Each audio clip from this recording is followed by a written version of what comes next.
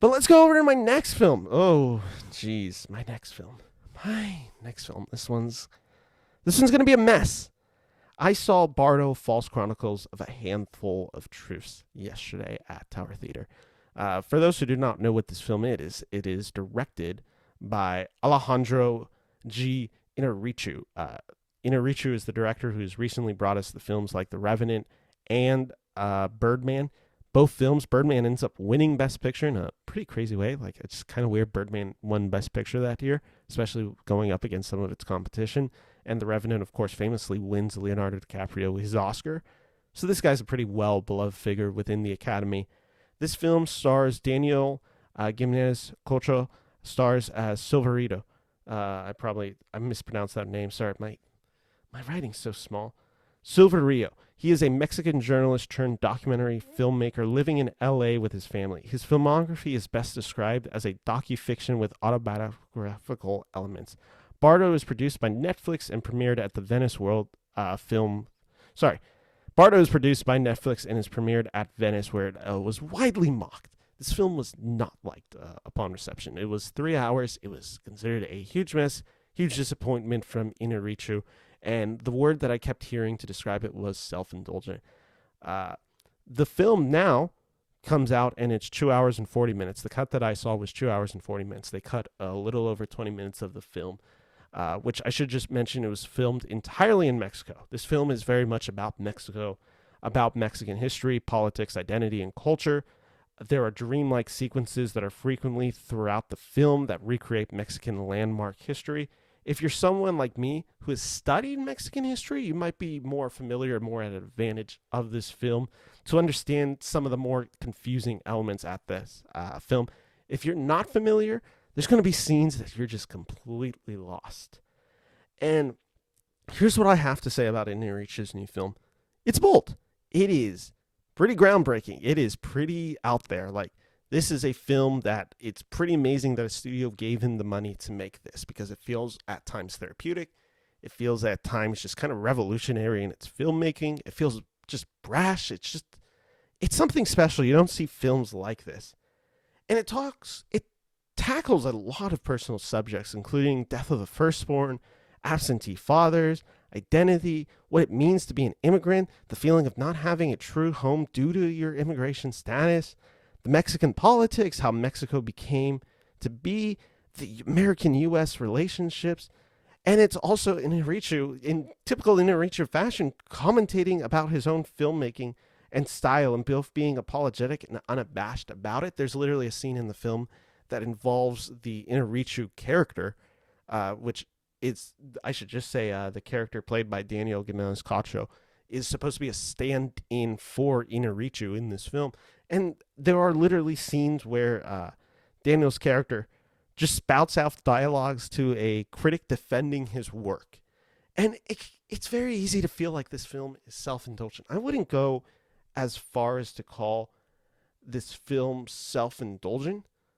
I will say that it does bite off more than it can chew.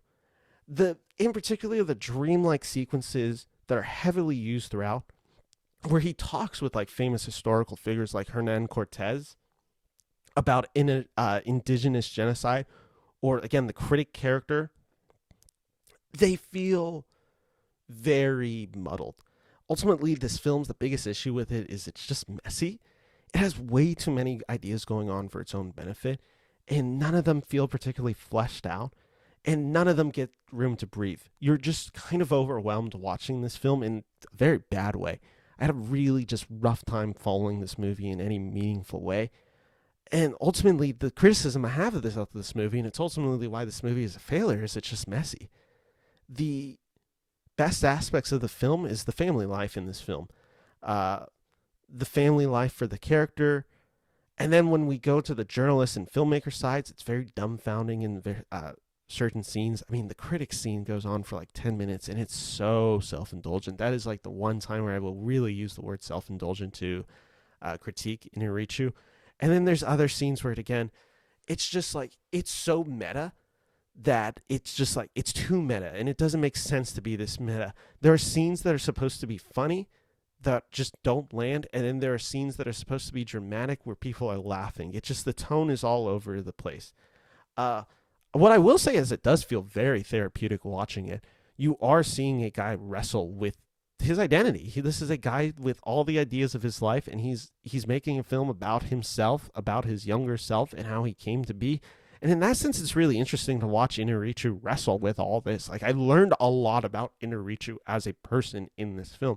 It's just that the film around it just has no clear ideas or anything. Like, it feels almost like a bunch of snapshots that, out of context, don't make sense together. There's nothing cohesive holding all of Inarritu's therapy in this film. What I will say, though, this film's technically brilliant. I mean, cinematography is wonderful. The lighting, the direction, the costuming, the score, all of it's just so well done. It is a technically impressive film. Like, it is not an easy film to direct, and I give him all the credit for making this film.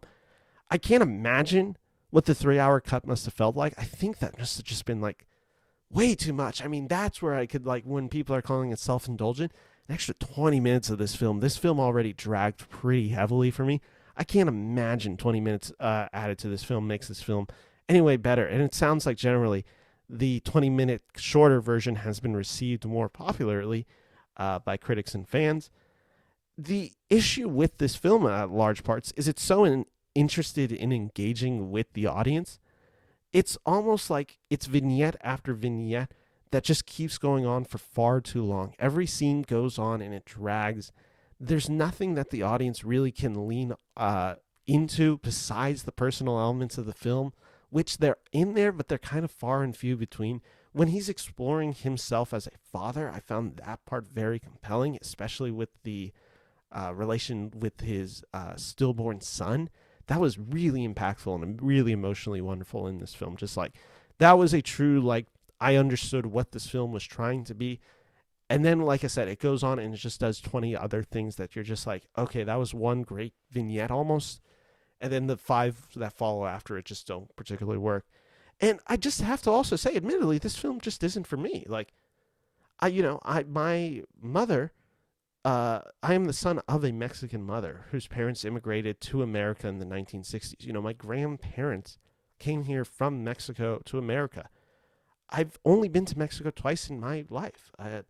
Despite a majority of my family being in Mexico, I wouldn't claim my roots to be in Mexico. I am an American, true and true. So there are scenes in there that just, they're not going to connect with me. I'll say, if you have a heritage, if you're wrestling with a lot of the ideas that Inarritu is talking about in this film really might work for you in pretty emotionally profound ways. It's just that this film does require an understanding of the culture and issues that face Mexico. And I think this film will probably play pretty well in Mexico. I think this is going to be a film that you might see it in the best international feature film. For me, the issue that I had for it was I found it to be tonally uneven, really unfocused, and just straight up at times incomprehensible.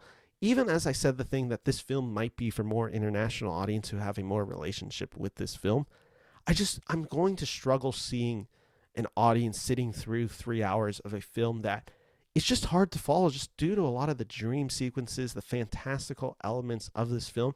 It's not particularly straightforward, and that's for its own bad. Like, it's very convoluted at scenes. So while I think maybe some of the thematic value of this film will still hit, I just think the screenplay is way too messy for its own good. And ultimately, that's what brings down the movie, despite having a lot of really great technical elements of this film and having really wonderful performances. It is just a film that quite literally bites off more than this can chew, and I cannot recommend Bardo. I'm giving it 1.5 out of 4 stars. So that was a bit of a disappointment for me. I'm a big fan of Inarritu. I know some people really can clown on him. I think the guy is a pretty talented filmmaker. I liked The Revenant. I liked Birdman. Maybe not, they weren't necessarily my favorite films of the year, but I respected them enough. So to see Bardo just what everyone was saying about it kind of proved true. I was a little disappointed. I really had high hopes for this movie, and it just didn't work for me in any particular way.